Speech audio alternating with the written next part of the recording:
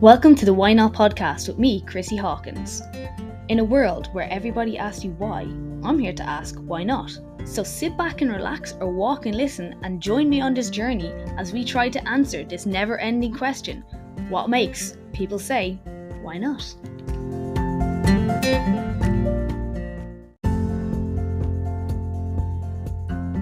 Hey guys, welcome back to Why Not. We are going to talk about the 5 things that are stopping you from keeping motivated when in the gym. I think these are all very, very common, and I think you might get a lot of aha moments from it. I hope you do anyway. I hope you enjoy. This is also recorded in the gym versus in my bedroom, so if it's a little bit echoey, I'm sorry, but I hope you enjoyed either way. Hello.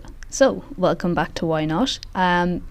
I'm hoping the sound is okay here today because I'm actually recording in the gym and it's a lot more open than my room, so I'm hoping there isn't too much echo, but if the sound is a bit funky, that is my reason and I am sticking to it. So, what are we talking about today? Life, thoughts, the world. I'm joking. No, today we are going to talk about 5 reasons that you cannot stay motivated when it comes to training. And we're hitting we're hitting April. Oh god, it's April at the end of the week. And Easter's coming up, some people might be gone, the diehards are still training away, and if you're at that point now where you're kind of like bored, and then you'll disappear and you'll come back because you have 2 weeks to your holiday or something like that. These are the reasons that I think that I see why people struggle with, say, motivation, that word, and keeping going. And look, we all have lulls where we don't want to do it. That's everybody, myself included. But you do see a lot of people who go gung-ho for January, disappear, come back in, May maybe, disappear, come back in September, disappear, and they never get to where they want to go, or they just, I don't know. I've seen it in all the gyms, so that's why I just wanted to kind of have a podcast or an episode about that today. So I have 5 reasons here what I think. So I'm going to start off now with our first reason, and the first reason I think this is happening to people is you're doing it because you think you should versus that you actually want. So I see this with all types of exercise, people going to the gym, doing things because they think that's what they should be doing. And like, for example, you see a lot of people who run, and a lot of people may run because it's cheaper than going to the gym or whatever other reasons. And I do find a lot of the time people kind of associate cardio with weight loss. So they think if they run, they'll lose weight. But they don't actually like running. So they just do it for a while and then they stop. And then they start again. And you see it with gym classes, and see people join the gym as well. They come in and they do the couple of cardio machines, and they do that for half an hour or an hour, and they do it for like a month or so, and because they don't actually want to be doing it, they're just doing it because they think they need it for weight loss. After a month it gets very repetitive and very, very boring, and that's why you stop. Like, if you don't enjoy doing something, it's very, very hard to keep doing it. No matter, like, okay, fair enough, say for instance you may not like your job, but you keep doing it, but there's a means to an end there. You're always going to get money, you're always getting a payoff, for want of a better description on it, whereas you may not be feeling you're getting the same payoff for going in and going to the gym. So like, why would you keep going? And on top of that as well, it's hard when, like, say for instance, if you want to look a certain way, you might be going the whole wrong way about doing it, but you don't know that because, obviously not being a trainer and not having a background in it, you kind of go for what you know, which tends to be the cardio machines. Or if you join a gym, you get given, a warm up on the cardio, this, that and the other, a few fixed weights, and off you go. And that probably isn't going to give you the desired result that you're looking for. So when you don't see that result, very hard to keep going. And that's another one that it's actually number 2 on my list here, is you're not getting the results that you want.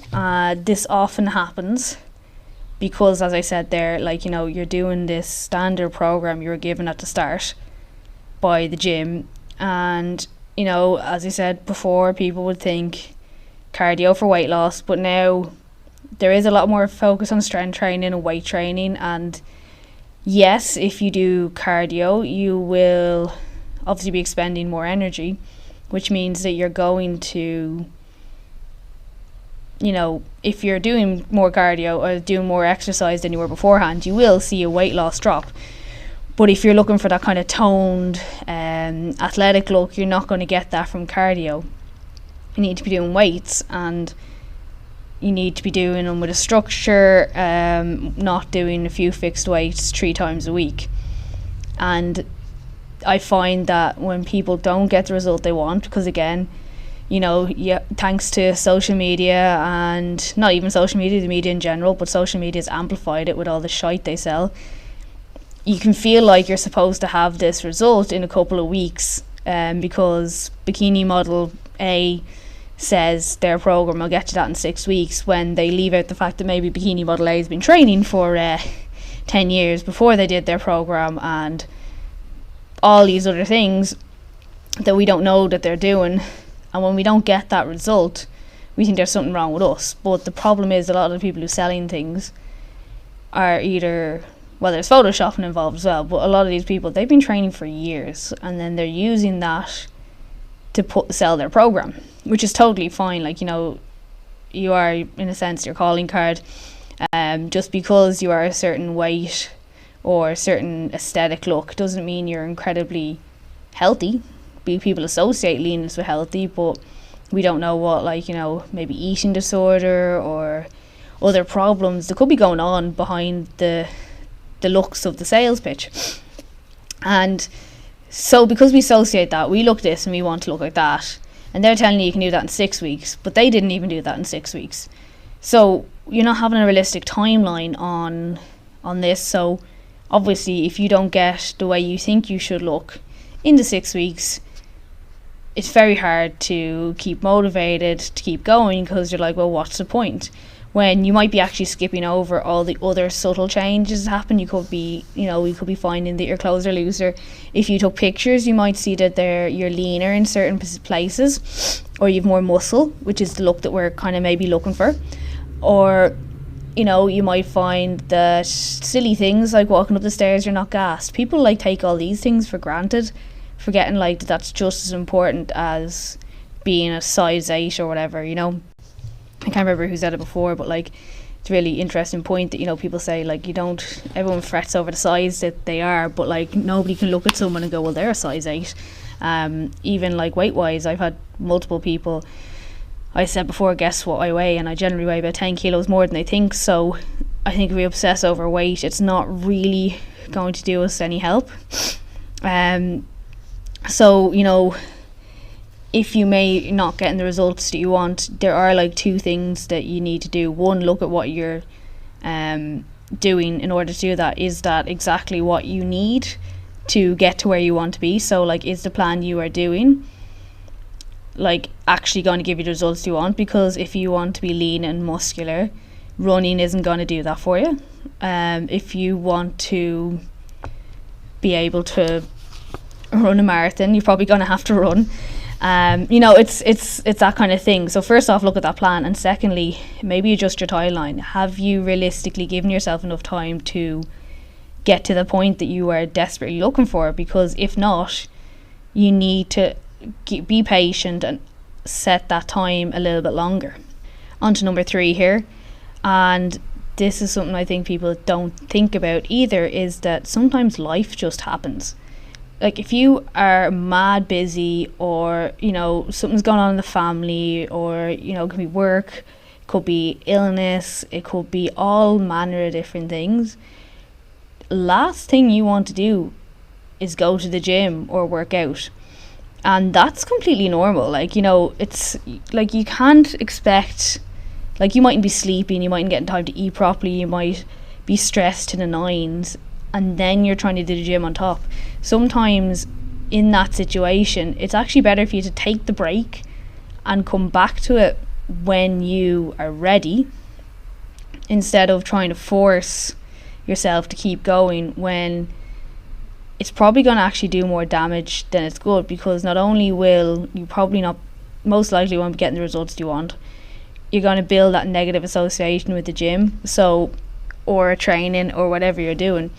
So if you have that kind of situation going on, take that step back, take a breather, let yourself have the time to get through that period, because we do have tough times in our life, and sometimes the best thing we can do is, if you need a bit of a stress relief, go, but don't feel like you're a failure if you don't go. Or maybe someday you might need to just get out for a walk, and maybe someday you might just need to hide under a blanket and cry. It's all of these are completely normal and completely fine, and I think we need to give ourselves permission when life gets tough to actually give ourselves the space and time to look after ourselves in a way that works for you. For me, sometimes training helps me relieve stress. For other ones, sometimes a bucket of ice cream does. It's a case of do what works for you, and don't force yourself into doing things again just because you think you should be. So it comes kind of back to point one, doing it because you think you should. If your life is all over the place, maybe the best thing you can do right now is take a break, and you can come back to it when you're in a better place and when you're ready to take it on the way you want to take it on. So that one I think is really important to remember, because I do think people forget when things happen that it's not always your fault, and it doesn't make you a bad person for not being able to train for a certain amount of time because something was going on in your life. Number 4 now is not knowing why you're doing it. Okay, so I suppose a best example on this is if you see anyone who is getting married, there is nothing more laser focused than a bride with her wedding coming up. She will make every training session, do double training sessions. You see it a lot with people with holidays as well. Often with holidays they leave it too late, maybe with weddings, because you've got a year lead up. People get on that a bit quicker and they see the results because of it. And whereas with holidays, people might do a crash diet and then destroy themselves on holiday. As in, I don't mean like all their progress, I mean, eat everything around them and destroy their body. No, I'm trying to say this not in a way that like, oh, you do so good for 6 weeks and then you just reverse it all. It's more, you go so extreme that you just want to extremely go the other way. Something along those lines is what I'm trying to say. And anyway, you come back then after, or after the wedding or whatever, or after whatever event that you've been training for, and you're like, oh, why do I do this now? I've no reason to do this. Like, say for instance me, I always say I dislike running.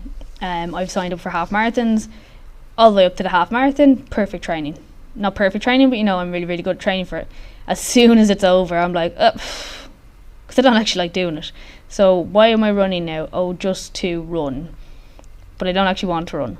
So why would I keep running? So it's great when you have something to look forward to, in a sense that you have something to keep you focused. This could be the same when it comes to training. Like, I find I go through loads of training where I'm not pushing myself the way I want to, because I'm not training for anything other than myself. So every so often I just have to give myself a kick up the arse and say, right, you have to actually do something here. Stop being an idiot. You're well able for this. And then I get back into the routine of it.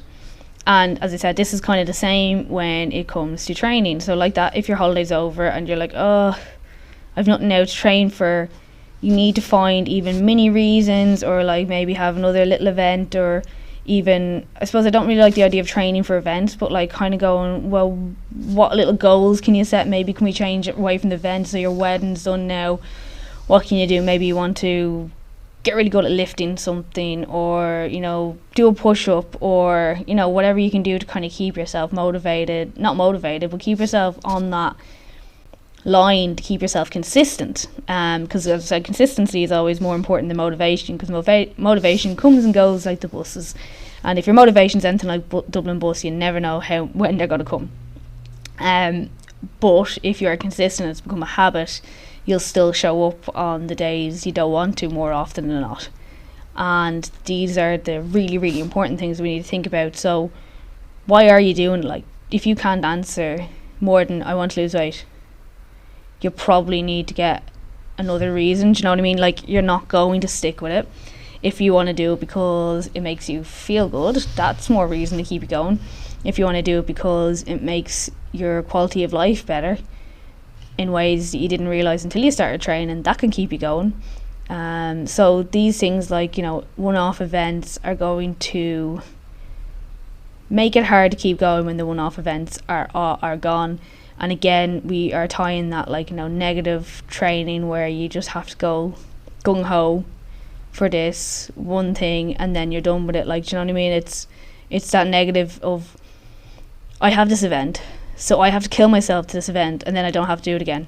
But, like, you don't have to kill yourself ever. You can do stuff at a pace you enjoy and just keep active. And it's almost like, as I said, like with your health and stuff like that, there isn't an end date. So you're always going to have your body and you always want to keep it in the best shape you can. So by associating it with this end date, it kind of doesn't take into the actual whole, how do I say this, basically bigger picture. Like, you're laser focused on one thing, but you will still have your body after. So why not try and continue to keep it in the best shape possible so it feels good and you feel good and you feel very strong and capable. That's what I'm trying to say here. I hope that makes sense, because as I said, like, I just find it hard when we have these end dates. It's just like, yeah, done, okay, cool, I'm finished now. But it shouldn't be like that, and it should be something that you're constantly doing. And again, this is totally, it's not like just me saying it, it's a case of it's what we need, you know, what we need for our body, keep our body in the same, as good a condition as we can. Obviously things get in the way sometimes, but, you know, if you're looking at it as that, you're more likely to keep going as just a means to an end of a wedding or an event. And we are on to number 5. Why am I singing? I don't know. I got really flat when I did that. Anyway, number 5 is not having a plan. And this goes back to earlier, not knowing why you're doing it and maybe not doing the right exercise for what the results you want. But if you're constantly coming into a gym and you are coming in and going, I don't know what I'm doing today. I'll go on the treadmill and I'll do a few benches and I'll do this, and do you see what I mean? Like that, I'm already bored. And obviously, if you don't have a plan, like programs run off structures, normally do similar things for a certain amount of weeks to help build up what we're trying to work on. And at the end of those 6 weeks, you'll move to something else maybe. These are things that happen. But if you're coming in and flitting in and doing different things every day, not really knowing where you're going, not changing your weights, not pushing yourself any harder, like, there's only so long you can do that before you lose interest. Like, I was even trying to explain it and I was losing interest. So going in with a plan and knowing exactly what you're doing and why you're doing it can make a huge difference. And this is why you see so many people getting coaches, because they do the classes, they don't get the results they want because the classes are, like, a lot of places don't structure classes, so you just do different things every day. Now you're still getting a workout and you're still getting, like, exercise, so it's not bad for you. Where I work, we do things a little bit differently. We have a program for 6 weeks, so you can see an improvement over the time, and working on that you can see where you change your weights and how things become more comfortable. So that to me is quite good in the class sense because it's a little bit more structured. But there's nothing wrong with classes, but if you have a certain goal, the likelihood is, unless you're going to a specific class for that exact thing, like say for instance if you're going to pre or postpartum pregnancy yoga or Pilates, you have a direct, like, it is specifically for that, you're probably not going to get the results you want. And if you don't get the results you want, you're going to give up. Whereas if you have a coach or you have a plan that where you're working for, even, like, you don't even have to have the coach with you, you can have an online coach, which is really big now, but they're doing the plan for you and they take that guesswork out for you, and it's much easier to stay on plan or on track, because you know, okay, today I'm going to go this and this, these are my exercises for today, great, fab. And if you don't get on to them, the coach will be on to you going, did you do them? You know, so you have that also, like the accountability of them checking in on you to make sure everything's okay. You can talk to them if you're worried about something. If you're not sure you're doing something, you can always talk to them. They can help you. There's so many different benefits to having a coach that isn't just you're paying someone to tell you what to do. And I think that's why so many people have coaches. Obviously they are not 100% necessary. If you've got a lot of training background and you know how to make your own plans, you'd be perfectly fine. If you can go to train yourself, perfectly fine. If you enjoy doing classes and stuff like that, again, perfectly fine. But if it is something you are looking to help level up your training a bit, you know, or if you find that you're flitting and coming back in, having a coach and having that accountability can be just make such a difference and really help you keep on the straight and narrow, or keep going and get the results that you've been looking for. And they'll be there to, you know, when you have the wobbles and you think it should be happening quicker, they'll be there to explain to you why it's not happening quicker and how much of, you know, like they can, how much of an idiot you're being.